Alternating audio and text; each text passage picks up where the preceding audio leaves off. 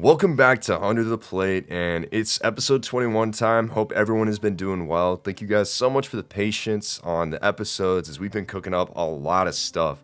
But we've got a pretty special one today as Payne's joining me here, and we're going to have a pretty fun discussion on perception. That's how we see the world. It's how we think. So, That's how we think. what about perception? It makes this the key word.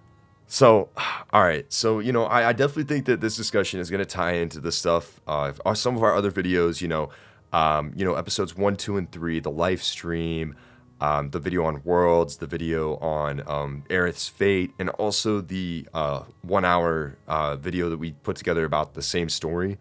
But really, we want to talk about today is why it does feel like so many in the Final Fantasy VII community are, whether it be intentional or not, they're overcomplicating what's happening in the Remake Trilogy. And, perception is something that Tatsuya Nomura shared. I mean, we referenced in that video, but he basically was like, that there is a distortion of perception of people who played the original game or people who played different spin-offs and this and that. And everyone has their own version of Final Fantasy VII. And the goal of the Remake Trilogy is to bring that all together into one and, eliminate that distortion of perception of what this game is and the story is. And it just feels like that this is something that we continue to see that, I feel like that there's so many fans that like every little detail, it has to be a hint for some crazy piece of meta commentary or this or that.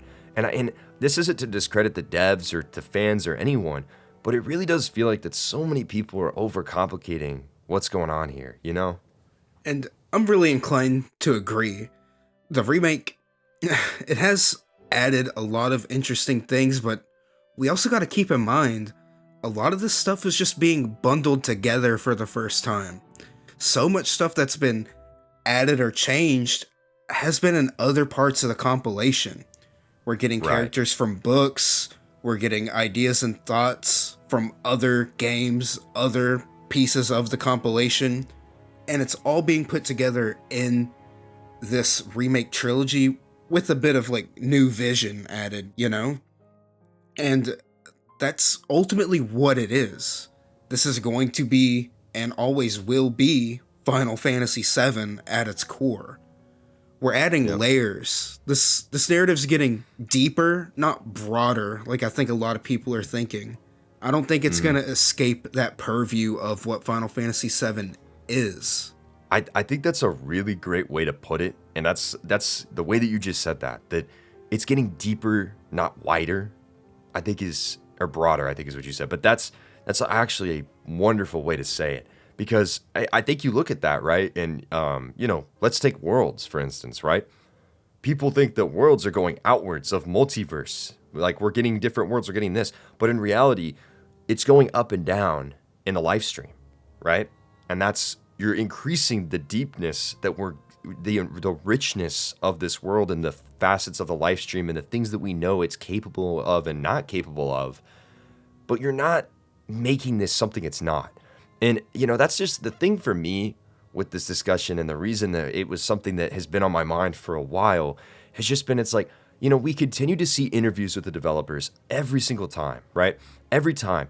Yes, our goal is to unite the compilation. Our goal is to, remake the story. Our goal is to bring in, all the elements that we've made before into one. And it just feels like that more and more, and especially after Rebirth, more and more continue to just say like, no, like that, almost ignoring the developers. Like, I feel like that people are convinced that the developers are like not being truthful, but it's like, regardless of what you think, people had this expectation that part 2, Rebirth was going to be this massive departure after, we broke the shackles of fate, which, you want our interpretation of the shackles of fate. We've got videos on that, and we'll make another one sometime soon, so don't worry about that. But, I think people read too much into that, expecting this wild departure, and it didn't happen. It stayed in line with what the developers said, and even now it's like, I still see people being like, oh, well, Aerith said this one thing, so this must mean this, or this must mean that, or wait, is this one thing that the geese said linked directly to the fact that this is a spiral of a timeline, or this? It's like, I feel like that we all just need to step back and look big picture at what this is. We really do. Because you can really just pore over details and think yourself down all sorts of rabbit holes all day. And this isn't even new for Final Fantasy. How many times have we seen fan theories for something, like especially that classic like Squall is dead for FF8? Yes, Then yes. in an actual interview, Kitase's like, no, that's not what happened in the game.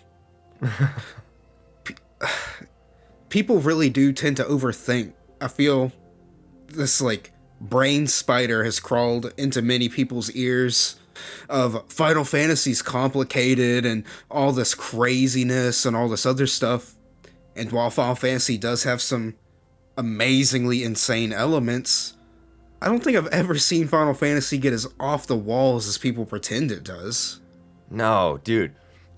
I love that you brought up Final Fantasy VIII because I genuinely now granted, flame me in the comments all you want.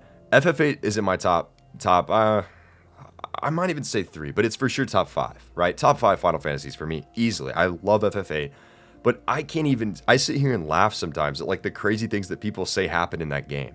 I mean, and now granted, yeah, there's a lot of stuff that happens in that game that definitely is a little more out there than most of the Final Fantasies. But at the same time, like people act like the FF8 is just like, oh my gosh, like this crazy. I'm like, that is just not what happened. It's just not what happened.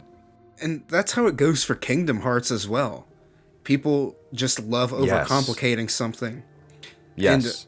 And like another thing I'll throw out there, like look at Neon Genesis Evangelion. It uses a lot of Christian symbolism and keywords and other stuff, but that's all a flavor to the aesthetic and to help push the themes that series pushing. Mm-hmm. A lot of stories are written this way. Like, gosh, you can just go through the history of JRPGs and see how many just take an idea and a theme and roll with it. And they usually don't go super deep. Final Fantasy, luckily, will go deep in on stuff. But we're not getting this crazy multiverse type stuff with Final Fantasy VII in specific.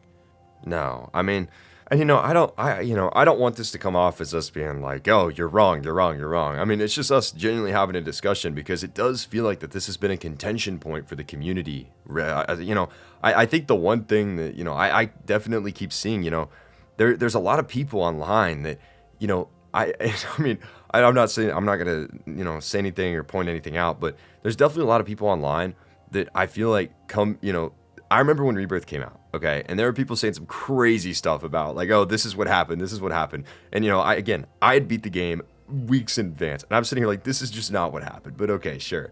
And, finally, so that phases on. And then, in the last couple of months, there have been people putting out stuff, well, oh, no, guys, I found something new in the Rebirth. Like, this is what happened. And I'm like, are we really doing this again and playing circles, like pretend discoveries of crap that doesn't exist? It's like, I mean, my favorite, it's just crazy, man. It's crazy. It's like, I feel like people are so desperate for this game. You know what it really reminds me of? What? This is the thing that I really wanted to dive into. So you're right on the nail with Evangelion, right? And Rebuild is a great example of what I think that, FF7 could potentially be, now granted, I think 7R is more close to the source material than Rebuild is. Yeah. But the thing that this really reminds me of, and I'm not trying to call anyone crazy, but I think the thing that people did with Attack on Titan, if you'll remember, when Attack on Titan in the anime was coming out in final season, so I was someone who didn't read the manga, but I had a friend that read the manga, and he was like fully convinced that we were going to get this anime original ending, right? And it was this crazy plot by Hajime Isayama, and that we were going to get this crazy anime original ending that tied in with the manga because like one thing changed slightly and it actually meant there was this whole loop where the anime and the manga existed on separate planes and all this stuff. And it was they called it AOE, and people believed it all the way until the very end. And then it ended the same as the manga, and people were like, oh, wait, I guess it wasn't real. That is exactly what reminds me of this crap going on right now with FF7. Because I can guarantee you, I mean, the developers have told you. They've told you where this game is going to end. I mean, it's so funny to me. It's like people are like, oh, well, link up to Advent Children doesn't mean it's going to end Advent Children. And you know what? Sure. If you want to say, okay, link up to Advent Children could be references. Sure. Well, they literally said in when Abbott Children came back to theaters, the developers were like, "Oh yeah, Abbott Children is a story that takes place right after Remake Trilogy." It's like, well, like how much more could these developers say to make you believe that it's going to, it's all going on the same trajectory as the original game? Like, it's actually insane how just like some of the new meta narrative type stuff that they've added is just really broken a lot of people's brains. 100%. Because, guys, we're still getting this story with just the stuff from the rest of the compilation. That's what's going on here. And we have a bit of this meta narrative for some freshness. And we've discussed this in the past, but some of that is probably cooked up for discussion to make these games memorable and really sink their teeth into you. Yep. Because in the grand scheme of things, these are just a part of the plot and not careening it off over onto a different track. No. Like all the stuff at the ending of Rebirth, that's just building up the characters and world we already have even more. Mm-hmm. I mean, that's the thing I think people, I 100% agree that, like, the meta commentary that's existed in this game, I think it's part of it is a ploy to say, hey, that this might, it's almost speaking to the fans, like, this might not be exactly how you remember it, but that goes in line with that distortion of perception, right? And thinking along the lines of that. But again, I agree with you. The whole reason that this has been injected, the developers have said as much, that, we want people to be talking about the game. I mean, we have to remember, VII Remake is an incredibly ambitious project, arguably the most ambitious video game remake ever, solely for the fact that it's taking one 30-hour game and splitting it into 43 40-hour experiences, right? I mean, you're basically tripling a game, and that is not an easy task to do by any means. And I just think that, again, like, we've heard from the developers, right? If the game ended the exact same way, now granted, we've already talked about what we think about the ending of Rebirth, right? Everything that was done at the ending of Rebirth is to set up a very particular scene that happens with Cloud in a cave. All I'll say on that, but it's all leading up to that, and it's going to be amazing, right? But, you look at, like, the whole grand scheme of that, if they had just kept it the exact same, it would have been great, but they wanted people to keep talking. So that's why they left that door open, quote unquote, to make you think about it and make you talk about it, because they want people to keep talking about it until part 3. And it's clearly working. It's clearly working. And there's also just things like the buildup of a story. So they clearly knew going in, gosh, it's going to be like impossible to remake all of the original game's content in this fidelity in one game. So gotta have reasons to make people want to come on to this next game besides just a story. If we were just being fed the same story, that would have probably cut a lot of people off, like, oh, I don't like the new gameplay or whatever, I'll just stick to the original. But this way, we're getting new things added to the story we already love, and it just goes right back to the making it deeper, not broader, Right.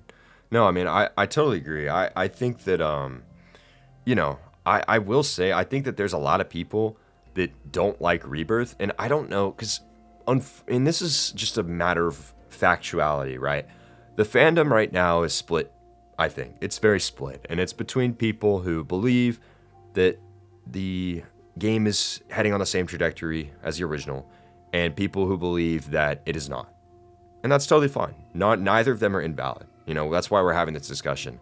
But I think that in terms of, what we're talking about today, I think that Rebirth is, it's hated by a lot of people because they think that they did all this, convoluted, crazy stuff. And it's like, I get it. I think that, we talked about tying in the different parts of the compilation. There's a lot that has to be tied in to truly understand everything that's happening, right? I mean, and it's even like little references here and there. It's like, when Leslie and Kyrie got introduced, right? Okay, that's from, The Kids Are All Right. Oh, well, if you didn't read that, you wouldn't have known. And stuff like that is all over the Remake Trilogy. But with the ending in particular, yeah, I mean, I just think that it's one of those things that people are going to come back to and really appreciate. I think Rebirth will be the favorite, potentially, and that scene at the end will be just super, super beloved once part 3 comes out, assuming that things go the way we think they will. I also think a lot of people struggle with symbolism. Like, this is something I've seen with Square Enix games in particular for going on 2 decades now. Like, you can probably, I'm pretty sure it was like a Twitter thread or something where just someone's like, I don't get, like, they started Kingdom Hearts 1, okay? And just literally see the music video at the start and like, why is he falling in water? What's all this mean? This is all so confusing. And it's a 2-minute music video. So I think there's one part of people fishing for, attention in a way. And another thing of some people just genuinely might not get that some stuff's not literal. Like when you have Sephiroth talking to you about worlds and all this other stuff, that's not like the crux of the plot. No. That's something that's going on that's like, it's essentially lore. You're getting lore dumps on some crazy live stream stuff. But no, now that all of a sudden means this is careening into this plot that I want for, I want to either dunk on people on the internet, or this is genuinely, I want this story to change in this way. So I feel like people are being subservient to their own brain rot in some cases. No, I totally agree. Well, I think, again, I mean, it all boils down to that interview that Nomura had about 7R, where he was like the distortion of perception, how everyone has a different view and want of FF7 in their hearts, right? And that shapes the way that people think about the game. Because perception, whether you realize it or not, right? The way that we all perceive things is different. And as a result, it's the same thing with like reviews, right?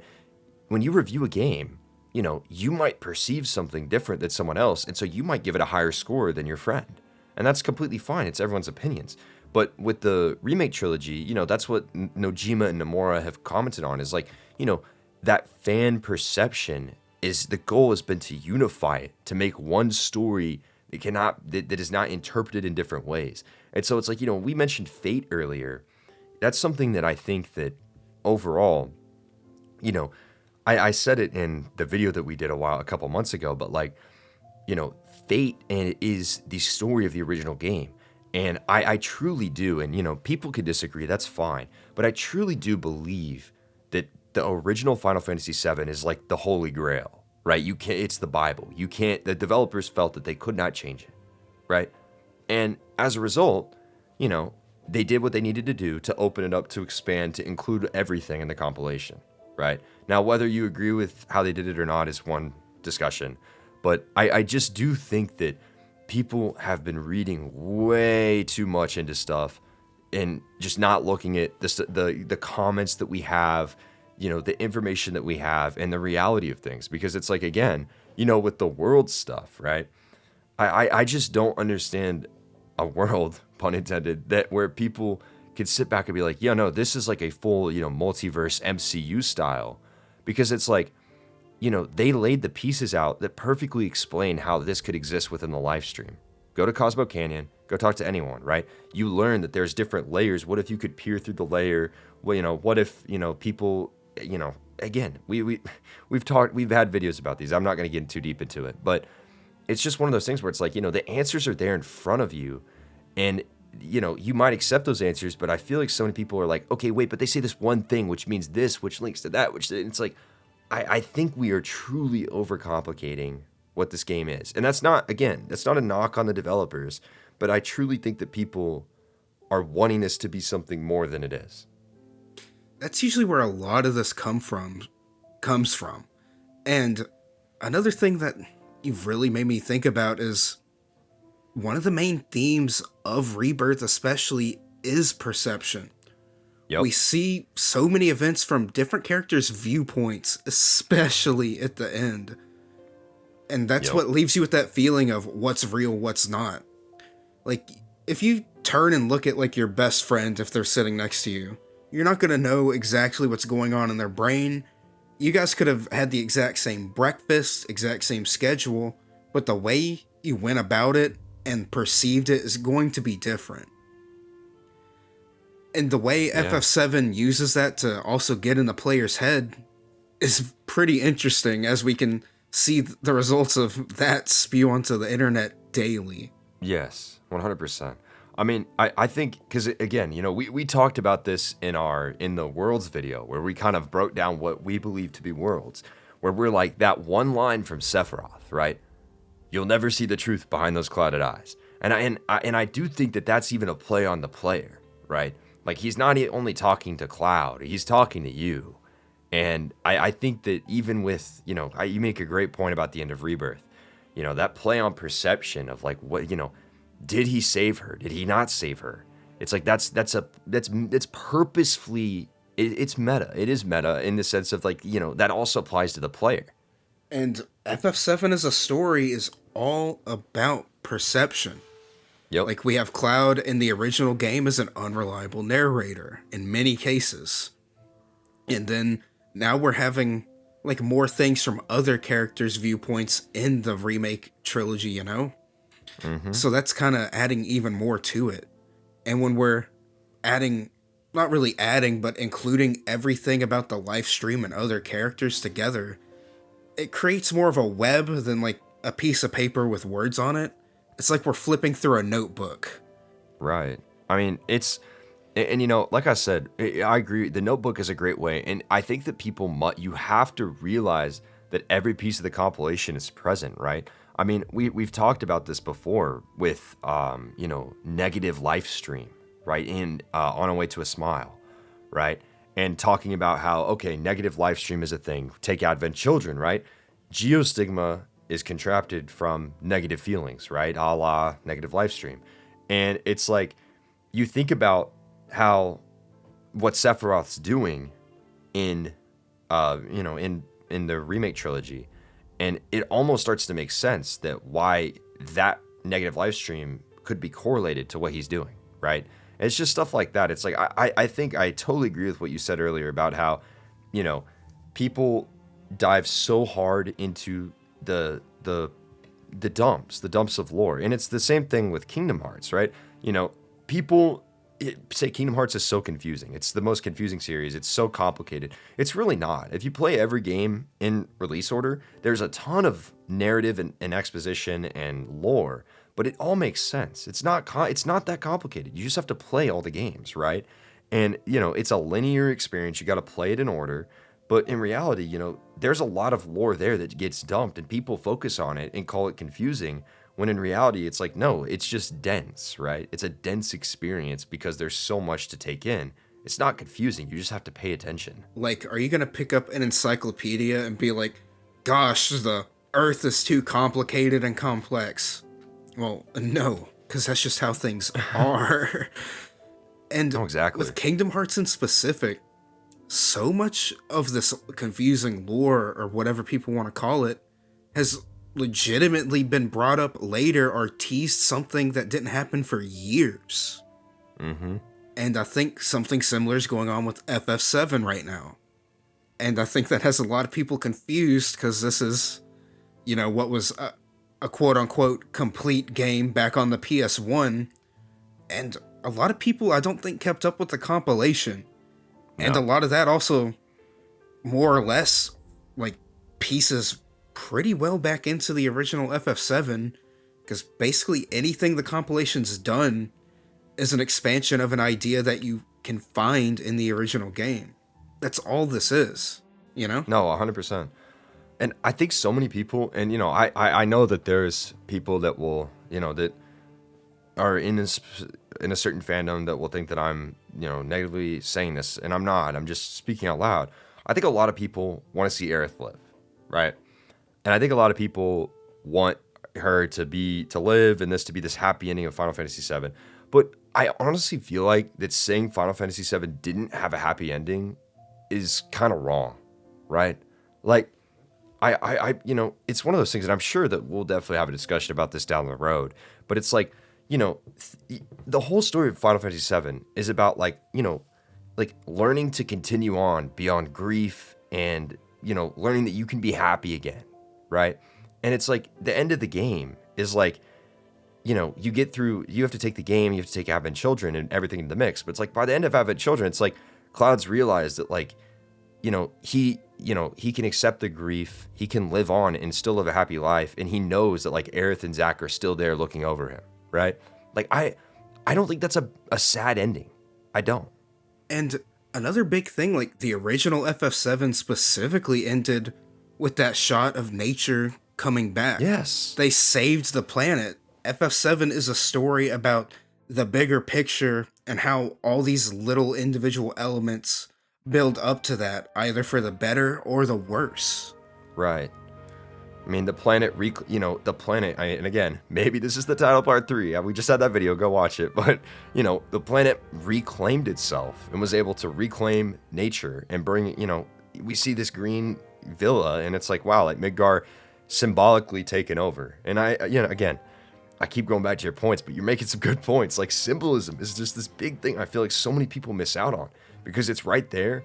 And the symbolism does a lot of storytelling if you really dive into it. But again, I mean, there's also symbolism that has made people, be like, oh my gosh, it's this, it's this, it's this. But again, I think a lot of people are setting themselves up for disappointment in part 3, thinking that, this is some crazy, the developers set up these whole 2 games and part 3 is just going to go completely off the rails. Everyone survives. There's multiple multiversal timelines and, we're going to bring everyone over from the timeline and all this. Like, that makes 0 sense with everything we know about Final Fantasy VII. I'm sorry. It does. And another thing is, you talk about people dig through all this lore, but then they'll come across literally one line and, oh no, we're going to base like a line or like a couple things that are a drop in the bucket compared to the rest of the game. And even if the rest of the game is telling you something otherwise, this person's interpretation of just a single thing colors the rest of it for them, and now they're on this road of, oh, it's this big multiverse. Even if everything else is suggesting not against it, they get hung up on one detail that, for all we know, could even be lost in localization, or have limits just because spoken and written language in any case has limits, It all comes down to, once again, perception. Yeah, I mean, that's, Nomura said it, and he said that Nojima said it, and we're saying it now. Perception is the key to the entire project. I mean, we made a whole hour, 15-minute long video on that. Go watch it if you're curious to kind of have a real deep dive on interviews and stuff like that and diving into what the developers said and, that kind of thing. But when we're talking about it here, perception is it is the thing that has brought this remake trilogy to life. It's the reason. Perception is the reason that it exists in the first place because so many people love this game. Perception is the reason that, people have felt the way they felt about the remake trilogy so far. And it will continue to shape the story and everything revolving conversation around this trilogy for the foreseeable future. I mean, it's just this one thing that, until it's all said and done, people are going to perceive things different ways. And even then, I'm sure when part 3 comes out, people are going to say, oh, well, this changed here, this changed here. There must have been changes. And it's like, I firmly believe that, everything that we've seen so far has been, this has been the plan all along. It's been tying the compilation together. And I think that you're not able to really truly see that until everything's put together, all, part 1, 2, and 3. And honestly, I'd say there's no way that this isn't a plan. We can look over at Kingdom Hearts, and so much of that's been planned for well over a decade in advance. And with FF7, with how consistent everything has been delivered in parts 1 and 2, right? No way it's not a plan. No. And they're trying to tell a very specific story. Right. And that story is Final Fantasy VII. Final Fantasy VII. And yeah, and it's Final Fantasy VII. And yeah, there have been changes and additions, but you'll notice, like, even the biggest ones, like the one that I think that not enough people talk about is the Gi, right? But you think about the Gi and everything that what is the Gi in that whole, sequence? What does that sequence revolve around? That sequence revolves around the life stream and the concept of life and death. And that is the entire crux of Final Fantasy VII, are those themes, life and death. And also, what also revolves around life and death? Worlds, right? Worlds dying, worlds living, right? It's all connected into one. And so I do think that it's going to come together beautifully. But I do think that the community as a whole needs to take a step back and kind of just, you know, stop purposely trying to overcomplicate things, because it's at a certain point, it's like, guys, like I see some threads nowadays here and there, and I'm like, oh my goodness, man, like, because it's crazy the stuff that people come up with. It's like, oh, like you're like, I always think of, like, you know, those in those TV shows like the FBI, you know, the bulletin board with like all the strings here and there trying to find the murderer. Like, I feel like that's what some people put together for the Remake Trilogy. And it's like, oh my gosh, like, please, like, I promise you it's not that complex. It isn't, I promise. No, you see, I feel like a lot of those people feel like they're the FBI agent over the board, when in reality it's just that marker board scene from Horrible Bosses. Yeah. I don't know, man. I mean, and again, you know, I want it to be clear, like, you know, feel however you want about the Remake Trilogy, you know, theorize however you want. Theorizing is one of the most fun things to do with this trilogy, you know, assuming that you're, you know, being, you know, positive about it. Not that you have to be positive about the trilogy, but, you know, promoting positive discussion, being friendly, that kind of thing. But I think that, yeah, overall, it's like, you know, I don't know, man. I just feel like that people want this to be something so different, and they're trying everything they can to find every little bit and piece here to prove that it's something it's not. Even though we have Square Enix, we have Nomura, we have Hamaguchi, we have Kitase, we have Nojima, we have every person involved in this project telling you it is, you know, what it is. It's the entire compilation in one. And I feel like that even now, like after part 2, it's like we're still getting people saying it's not. So I don't know, but hey, man. Perception is key. That's all I gotta say. Perception's key, and remember, you can only change reality once you accept reality. True that. That's a great statement right there. But with that being said, that's gonna do it for this discussion for Under the Plate. Be sure to let us know in the comments what you guys think about, you know, perception as a whole with the Final Fantasy VII Remake Trilogy. You know, do you feel that the Final Fantasy VII Remake project is moving to some direction outside of the established Final Fantasy VII story? Or do you think that it's being very overcomplicated right now and it's going to end up in the same place? I mean, neither one's right or wrong. It's all for the fun of discussion, but please let us know down below. We'd love to hear your thoughts, and thank you guys so much for watching, and be sure to stay tuned for more Under the Plate episodes in the future. We'll catch you next time.